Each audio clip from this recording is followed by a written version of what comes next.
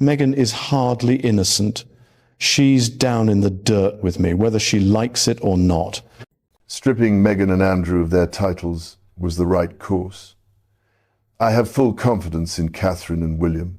Their judgment is sound, their loyalty unquestionable. Hidden deep within the shadowed corridors of a remote Windsor estate, secrets waited to erupt. A fog-choked night in late October 2025 clung heavy to every stone and hedge, thick with unspoken truths. The air felt almost suffocating as former Prince Andrew faced a trusted confidant in a private interview. Only days earlier, stripped of his royal titles by his brother, King Charles, Andrew's expression carried the raw mix of defiance and quiet resignation that comes with public disgrace. He leaned forward, his voice a low rumble, echoing off the oak-panelled walls. "Meghan is hardly innocent," he muttered, eyes narrowing. "She's down in the dirt with me, whether she likes it or not." The room went silent, the weight of his words hanging like a gathering storm. Outside, the wind whipped through the trees, almost as if the world itself shuddered at the revelation. This was not a simple family argument. It was a fissure in the very foundation of the monarchy,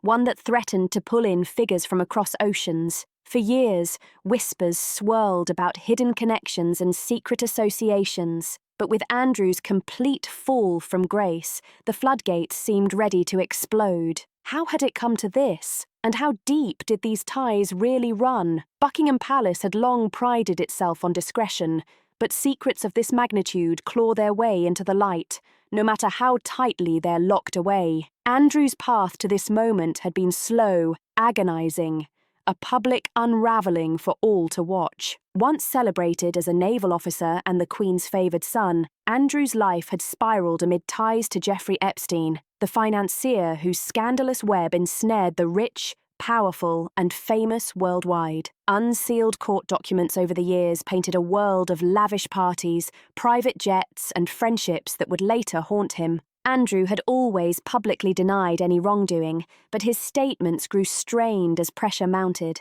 In 2022, he quietly settled a civil lawsuit with Virginia Giuffre, one of Epstein's accusers, for a reported £12 million, a move that avoided trial but did nothing to erase the stain on his reputation. When Charles ascended the throne in 2022, he initially allowed Andrew to keep some privileges, but as public outrage swelled and new details emerged, the king's patience wore thin. By October 2025, with US congressional scrutiny of Epstein's network intensifying, Charles took an unprecedented step. Buckingham Palace issued a stark statement. Andrew would be stripped of his style, titles, and honours, reduced to Andrew Mountbatten Windsor, a private citizen. Evicted from his royal residence and left with minimal security, he was forced into a smaller property, a private life under the watchful eyes of the world. Inside the family, this was only the beginning. Andrew's bitterness festered, and in that interview, he held nothing back. Pointing fingers at Meghan wasn't random. It stemmed from years of shared shadows and perceived slights. As the fog thickened outside, so did the intrigue. What did he mean by her being down in the dirt? The interview was shrouded in mystery, arranged through back channels with a journalist known for discretion. It was supposed to be Andrew's chance to clear his name, or at least vent frustrations. But as the conversation turned to Epstein, his tone shifted. He described overlapping social circles and introductions made at high society events where lines blurred. "It wasn't just me," he said, hands gesturing emphatically. There were others who knew who moved in those same rooms. Then came the bombshell about Meghan. Sources claim Andrew alleged that before her marriage to Harry in 2018, Meghan crossed paths with Epstein via mutual acquaintances in the entertainment world. He hinted that documents or emails could surface linking her to invitations or gatherings. Of course, these accusations were unverified, and some suggested they were born of resentment over Harry and Meghan's own departure from royal duties in 2020. The Sussexes had built a new life in California, founding Archewell and pursuing media deals, but Andrew reportedly saw parallels in their falls from favour. "She's painted as the victim," he scoffed, "but we've both been cast out." Pressed for details, he clammed up, teasing that more would emerge later. As the session ended, The estate gates creaked open, and the journalist slipped away into the night. Word leaked almost immediately, sparking a media frenzy. But this was only the tip of the iceberg. How had Meghan become entangled in Andrew's web of accusations? Flashback to the glittering pre-royal life of Meghan Markle, a whirlwind of Hollywood auditions, networking events, and rising fame from her role on Suits. Born August 4th, 1981 in Los Angeles, Meghan grew up in a middle-class family. Her father worked as a lighting director in television, her mother as a yoga instructor and social worker. She attended private schools, including Immaculate Heart High School, where she honed her acting skills and developed a passion for philanthropy. By her early 20s, Meghan was navigating the cutthroat entertainment world, landing small roles and building connections. Between 2010 and 2013, whispers of indirect links to Epstein's circle emerged in speculative reports. Epstein, known for hobnobbing with celebrities and royals alike, hosted events drawing eclectic crowds. Some media outlets later suggested Meghan may have attended a party or two via mutual friends, but no concrete evidence ever surfaced. Meanwhile, Andrew deepened his own ties to Epstein, visiting properties and appearing in photos that would haunt him. Two worlds, Hollywood and royalty, seemed distant, yet Epstein's network bridged them. When Meghan met Harry in 2016, her past was scrutinized, but nothing stuck. Now, with Andrew's admission, old rumors resurfaced. Was it jealousy? Or was there some truth buried in the archives? The palace braced for impact as details trickled out. The focus shifted to King Charles. The monarch, battling ongoing cancer treatments since 2024, had long navigated scandals with a steady hand. His statement stripping Andrew of his titles was clear, necessary to protect the integrity of the institution. Privately, Charles was torn. Andrew was his brother, and the weight of the decision was heavy. Pressed on Meghan, Charles hinted at a broader purge. Meghan and Andrew had lost titles at the peak of the Epstein fallout around 2019 to 2021. For Andrew, it meant losing patronages. For Meghan and Harry, it was the Mexi agreement, stepping back from HRH titles and senior roles. Charles viewed it as a necessary cleansing. Stripping Meghan and Andrew was the right move, he reportedly told aides. I have full confidence in Catherine and William. Their judgment is sound, their loyalty unquestionable. That endorsement marked a pivotal shift, elevating the Prince and Princess of Wales to unprecedented influence. Why link Meghan and Andrew so directly? Perhaps to consolidate power amid chaos. William, ever the dutiful heir, had long pushed for decisive action against Andrew, viewing the scandal as a threat to the monarchy. Catherine, composed and focused on her children, quietly supported him. Together, they had become the face of a modern, relatable monarchy, championing mental health, early childhood education, and environmental causes. Charles's declaration handed them ultimate power, shaping palace decisions from public engagements to internal reforms. In the days after Andrew's interview, William and Catherine met Charles at Balmoral, discussing strategies to weather the storm. We must move forward.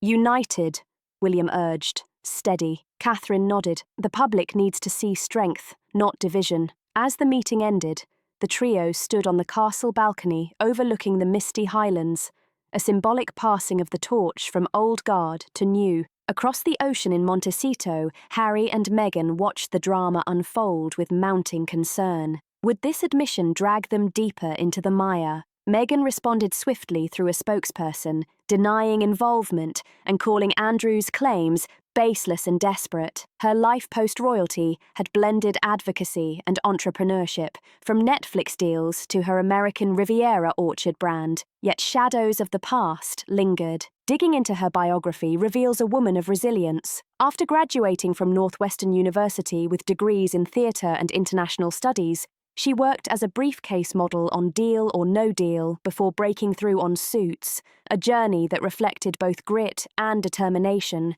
shaping the Meghan the world now knew. From the start, Meghan's humanitarian work set her apart, volunteering with the UN and World Vision. Her activism marked her path long before marriage. When she wed Harry in 2018, she was thrust into a global spotlight, facing scrutiny over her background like never before. Some 2021 reports mentioned her name in Epstein-related court filings, but only as a potential witness due to her presence in elite social circles. Jeff Ray's lawyer reportedly expressed interest, citing jurisdiction and possible knowledge, but nothing came of it. Andrew's shocking admission reignited these threads, suggesting a possible shared event or introduction.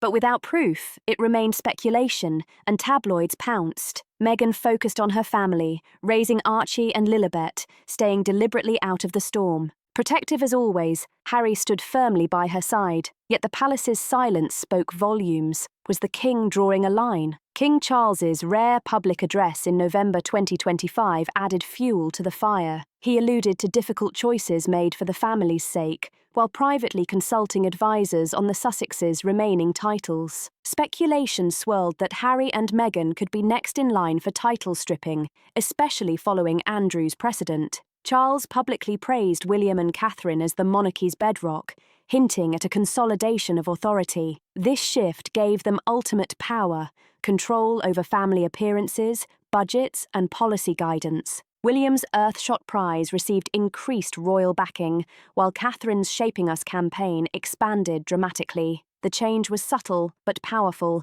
signalling a streamlined, future-focused institution. Andrew, now isolated, reportedly regretted his outburst, but the interview tape, though private, had already leaked to select outlets, amplifying the drama. Public opinion was split. Some saw Andrew's statements as revenge, others as revelation. Polls showed declining support for peripheral royals, strengthening Charles's strategy. Delving into the alleged ties reveals a tangled web. Epstein's infamous Black Book listed many contacts. While Meghan's name wasn't directly there, associates like her former publicist and Hollywood friends were. Andrew, a frequent visitor to Epstein's Island and Manhattan townhouse, might have crossed paths with Meghan at high-profile galas. A 2013 New York event, hosted by a mutual acquaintance, is cited as a possible overlap. Meghan, promoting Suits, attended similar functions. Andrew claimed in the interview that conversations hinted at shared knowledge of Epstein's dealings, but vagueness undermined credibility. Meghan countered with her record, highlighting her work against exploitation, patronage of women's rights groups, gap-year travels, and early activism. Her life painted a picture of integrity. Still, Andrew's admission forced public re-examination. Harry called the claims defamatory nonsense. Their Netflix series had touched on palace intrigues, but this escalated tensions further. Meanwhile, Charles solidified his stance, meeting with parliamentarians to discuss royal reforms. William and Catherine's empowerment became evident. They reviewed family protocols, emphasizing transparency. Catherine, drawing from media pressures she endured, advocated mental health support. William focused on environmental legacy, aligning with Charles's passions. Their ultimate power wasn't dictatorial, but advisory, highly influential. As Andrew faded into obscurity, living quietly in a modest home, the focus shifted to healing. Yet Meghan's shadow loomed. Would she litigate or let it fade? Drama intensified with each revelation, peeling back another layer. King Charles's full confirmation came during a tense family summit at Sandringham in early November 2025. Present were William, Catherine, and select aides. Charles, frail but resolute, recounted the height of the Epstein case. When scrutiny peaked, we had no choice but to act, he said. Andrew was immediately distanced. Meghan and Harry's Mexi terms were strictly enforced, sidelining their titles. He explained the moves were to preserve the core family, praising William and Catherine and reiterating his full confidence. The meeting cemented the transfer of influence. William and Catherine now consulted on all major decisions publicly. While the palace downplayed links between Meghan and Andrew, privately it fueled internal reforms. Charles's health added urgency. A stable handover was critical as winter set in. Worldwide, reactions poured in. Tabloids screamed headlines like royal betrayal exposed. Supporters of Meghan criticised the coverage as misogynistic deflection. On social media, Andrew's critics felt vindicated. Hashtags trended, and debates flared about overlapping royal and Hollywood worlds. Meanwhile, William and Catherine stayed poised, attending events with renewed vigour, their power subtly manifesting through increased funding and streamlined staff initiatives. Catherine's role grew exponentially. Born Kate Middleton on January 9, 1982, in Reading, she embodied quiet strength. At St Andrews, she met William, forging a partnership built on mutual respect. After marriage, she navigated motherhood and royal duties with grace, championing children's mental health and early education. With Charles' backing, she influenced policy, expanding early years programs. William focused on global issues like homelessness through Homewoods initiatives. Their ultimate power ensured monarchy relevance, countering scandals with action. Meghan's biography, rich with achievements from acting to advocacy, contrasted sharply, fueling debates on fairness.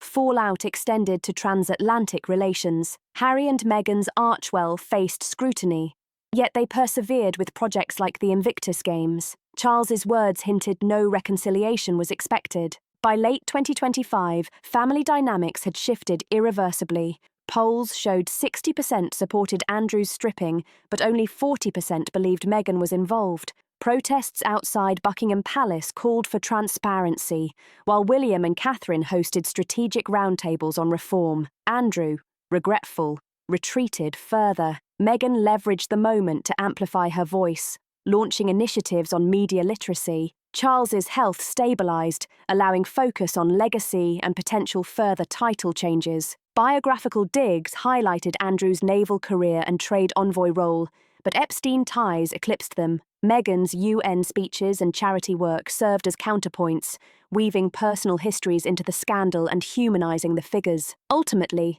this explosive saga revealed the British monarchy's fragility, an institution weathering centuries of turmoil, now under relentless digital scrutiny. Charles's bold decisions, from formally stripping titles to empowering William and Catherine, were calculated moves to ensure the crown's survival in an era where public trust hangs by a thread. Unsealed Epstein documents dominated headlines in late 2025, including emails showing Andrew's desperate denials and photos with accusers. On October 30th, 2025, Buckingham Palace announced Andrew's demotion, eviction and reduced security, a step hailed by UK lawmakers as accountability. Public polls reflected overwhelming support. 90% of Britons backed Charles's actions, seeing them as a necessary purge to protect the monarchy. Linking Meghan via Andrew's private admission subtly reinforced this broader cleansing, confirming that both were sidelined at the scandal's peak to preserve the core family. As the dust settled, William and Catherine emerged stronger than ever, the undisputed architects of the monarchy's future. With Charles's explicit confidence in their judgment and loyalty, the couple expanded roles, issuing royal warrants, initiating reforms, blending tradition with modernity. William, shaken by family health crises, including Charles's cancer and Catherine's recovery, focused on preparing Prince George for kingship, emphasizing grounded upbringing amid royal pomp. Catherine, once Kate Middleton from modest Berkshire beginnings, became pivotal, championing early childhood development and mental health. Their 2025 Royal Variety performance appearance, the first red carpet in 2 years, symbolized renewal, matching velvet outfits drawing cheers and signaling a united front. Under their guidance, the monarchy pivoted to a slimmed-down, efficient model, potentially enlisting capable relatives like Lady Louise Windsor. Andrew's bitter admission, whether motivated by spite or hidden truths, forced long-overdue palace reckoning. His claims about Meghan's alleged Epstein ties echoed in media and social whispers, yet no concrete evidence surfaced. Meghan, resilient, continued candid interviews, highlighting Harry's unwavering support and glimpses of family life, including daughter Lilybate's presence in meetings. Her popularity surged in US polls, rising 18 points after a summer dip, as she shared lessons learned and transformation from actress to advocate. Living in Montecito, she pursued Archwell initiatives, emphasizing empowerment and media literacy, turning potential scandal into a narrative of growth. This chapter, packed with revelations and palace-shaking reforms, hints at a monarchy reborn, not through rigid tradition, but through adaptive strength and calculated resilience. Historical echoes ripple from Edward VIII's abdication to more recent family rifts, yet Charles's decisive actions, amplified by William and Catherine's vision, suggest a daring path forward. Meanwhile, Epstein files continue to surface under the Trump-era bill, forcing the Justice Department to release more sensitive documents, keeping the palace and the world on edge, with each new disclosure adding tension to already fragile royal relations. The royal family braces for new storms. Will this purge truly strengthen the crown, or will it sow fresh divisions? The Globe watches intently as the House of Windsor navigates uncharted waters, its survival now hinging on transparency, loyalty, and unity. Andrew's shocking claims have sent ripples far beyond the palace walls, challenging public trust and testing familial bonds. Each revelation threatens to reshape public perception and the monarchy's legacy in ways few could have predicted. Where does responsibility lie? How should the monarchy handle future scandals without unraveling centuries of tradition? And can William and Catherine continue to rise as the steadying force the monarchy desperately needs? Their influence, now undeniable, could shape the royal narrative for generations to come, setting a precedent for transparency and resilience that may define the crown for decades. What's your take on Andrew's bombshells and their fallout? Do you see William and Catherine as the true saviours of the monarchy? Share your thoughts below, smash that like button, subscribe for more royal updates, drop a share and don't forget to comment. Let's hear what you think about the future of the House of Windsor.